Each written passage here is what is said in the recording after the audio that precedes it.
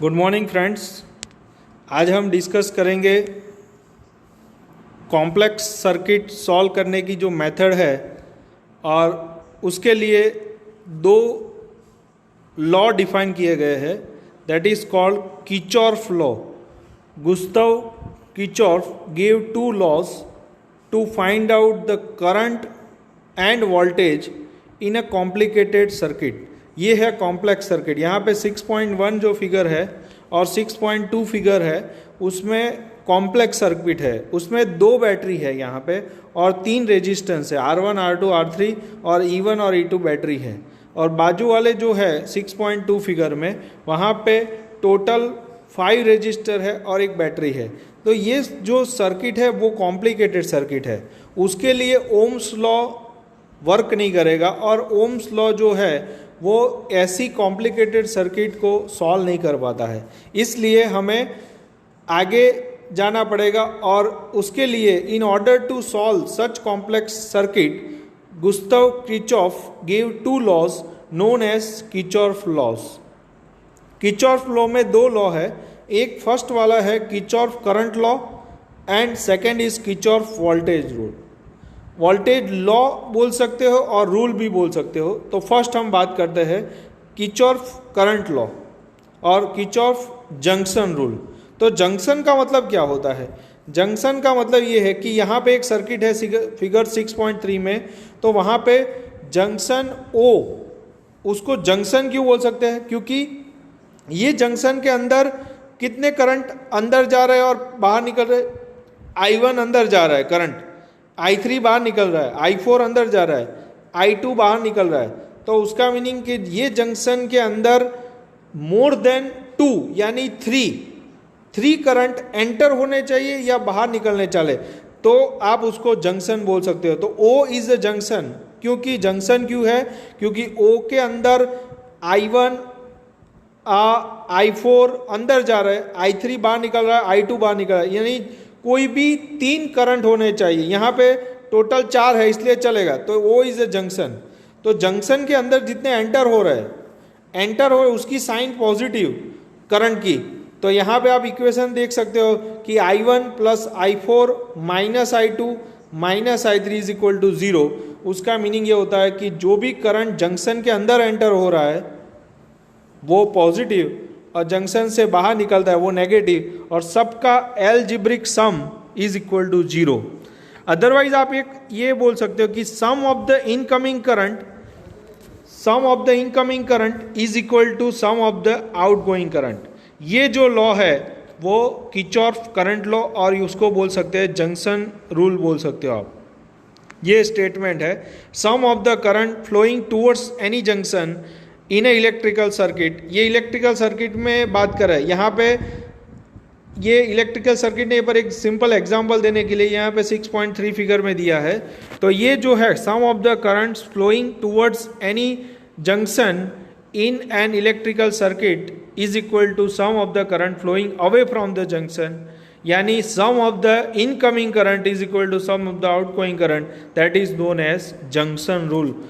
Okay, तो ये है जंक्शन रूल। दूसरा जो रूल है वो है वोल्टेज रूल, और you can say Kirchhoff voltage law KVL की, और you can say Kirchhoff loop rule. तो यहाँ पे पहले आपको देखना चाहिए कि क्लोज सर्किट के अंदर ही ये रूल अप्लाई होता है। तो यहाँ पे भी हमारे पास क्लोज सर्किट है, 6.4 फिगर जो है उसमें स्टार्ट करो ABCDA, कैपिटल A से स्टार्ट किया। यहाँ पे आप पढ़ सकते हो the validity of the Kirchhoff law can be easily establish bye referring the loop. ये एक लूप हुआ, एक क्लोज लूप, क्लोज सर्किट उसको लूप बोलते हैं। तो आपने A पॉइंट से स्टार्ट किया और A पॉइंट पे आप A से B, B से C, C से D और वापस A पर आते हैं तो एक लूप कंप्लीट होता है। तो जहाँ से स्टार्टिंग किया है वहाँ पे वापस आते हैं तो एक लूप कंप्लीट, एक सर्किट कंप्लीट होता है। ऐसी सर्किट के लिए हम किर्चॉफ वोल्टेज रूल और लूप रूल अप्लाई कर सकते हैं। उसमें क्या है? तो उसमें टोटल करंट नहीं, उसमें टोटल वोल्टेज और EMF का जो सम होता है वो 0 होता है। तो यहाँ पे थोड़ा ये जो रूल है वो कंजर्वेशन ऑफ एनर्जी को फॉलो करता है, आगे वाला जो रूल था वो कंजर्वेशन ऑफ चार्ज को फॉलो करता है। तो आपको एग्जाम में पूछ सकते हैं कि कौन सा लॉ कंजर्वेशन ऑफ चार्ज पे डिपेंड करता है, कौन सा लॉ कंजर्वेशन ऑफ एनर्जी पे डिपेंड करता है। तो आपका ये जो है यहाँ पे की जो, तो यहाँ पे हम अप्लाई करते हैं।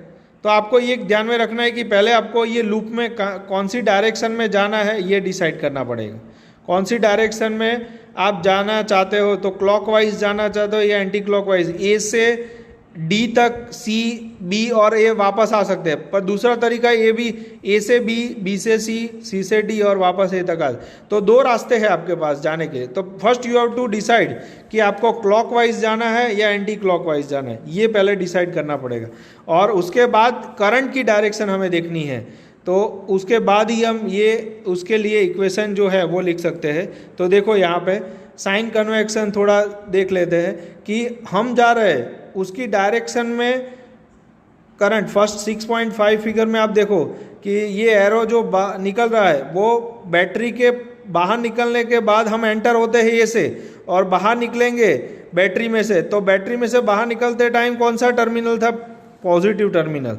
तो पॉजिटिव टर्मिनल है, इसलिए आपका वहाँ पे साइन क्या होगा, पॉजिटिव साइन होगा। ये सी जो केस है 6.6 में फर्स्ट फिगर, उसमें बाहर निकलने के बाद नेगेटिव टर्मिनल है। तो ये आपको देखना है कि बाहर निकलने के बाद सी से एंटर हो रहा है और डी से बाहर निकलते हैं, तो बाहर निकलने के बाद आपको टर्मिनल पॉजिटिव है या नेगेटिव वो देखना है। तो हम इक्वेशन यहाँ पे देखते हैं। सपोज हमारे पास एक सर्किट है ये वाला 6.7, तो उसके लिए हमें टोटल जो है इक्वेशन के लिए फर्स्ट एक लूप कंसिडर करते हैं। तो लूप जो है वो आपका कौन सा लूप होगा वो हम यहाँ पे डिसाइड करते हैं। फर्स्ट